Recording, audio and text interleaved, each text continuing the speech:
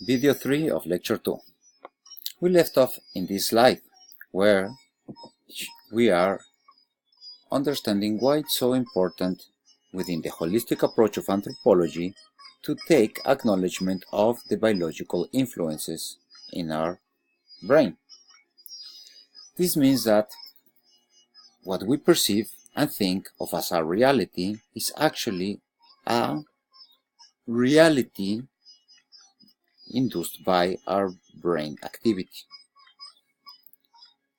For that reason, is that relevant to consider the biological basis of religious behavior, and considering that the evolution of religion is or can be perceived as a biological mechanism. What is this biological mechanism for? Some argue that it's to fulfill the social needs and or emotional needs. Other theorists have focused on the nature of human cognition as an explanation of the origin of religious belief and experiences. In this case, religion is seen not as an existing to serve a purpose, but rather as an accidental byproduct of the way the human brain works. Okay? Here in the back is an image actually of the Tezcatlipoca dressed up as a jaguar. Okay? We'll review more on this imagery later. Therefore, how do we perceive cognition or define cognition as it fits into the evolution of religion? Well, the idea and the argument is that humans have a tendency to overextend our system of social understanding and infers purpose, goals, and intentions, and even design, even where there is none. This drives us, for some of us, into further inquiries. It's also important to acknowledge the position of the self-ascribed as agnostics. The agnostics say that the nature of the supernatural is unknowable, and that it is impossible to prove the non-existence of the supernatural, just as hard as or impossible as it is to prove its existence. Okay? All of these notions are to help us inquire into our research strategies and research methods when we inquire into other cultures' belief systems. Now, for some, the most important function of religion is to provide people with a reasonable explanation for unreasonable events and phenomena, and by demonstrating cause and effect relationship between the supernatural and the human cognition. Here I just want you to pay attention. This is one of the famous Atlantis of the city of Tula in the center of Mexico. Now, the study of religion, therefore, has to be undertaken as an attempt to understand the various aspects that different intellectual disciplines have approached the phenomena of belief systems. It all seemed to have arisen, specifically for our class, its origins in the 19th century. Diverse disciplines like history, philology, literary criticism, psychology, sociology, economics, and anthropology all form part of this common tree of inquiry into humanity. Okay? Now, the task of determining the history, origins, and functions of religion is something that anthropologists have been fascinated since its birth.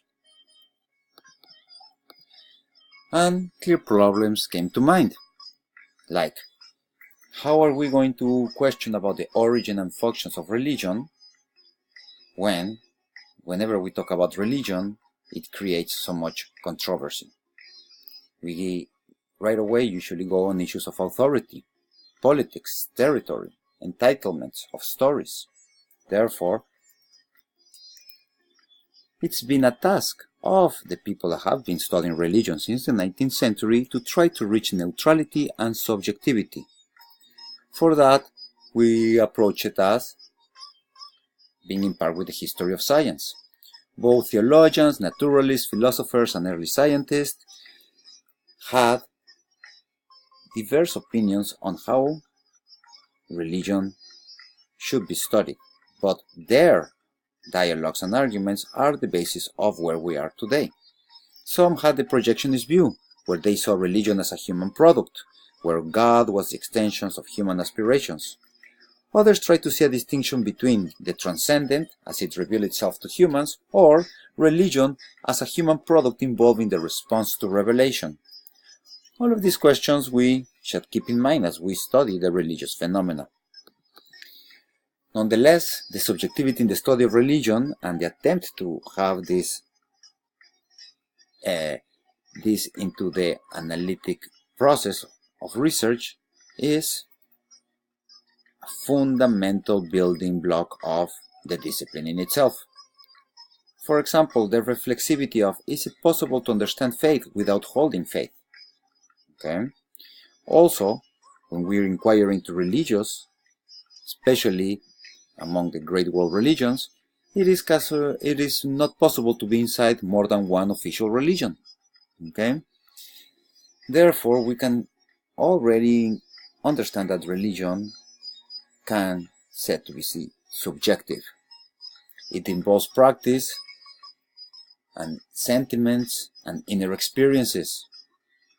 Also, the criteria by which truth is decided is obscure. Okay? Each individual is usually adherent of faith based on their own experiences. So how are we going to research into people's belief systems?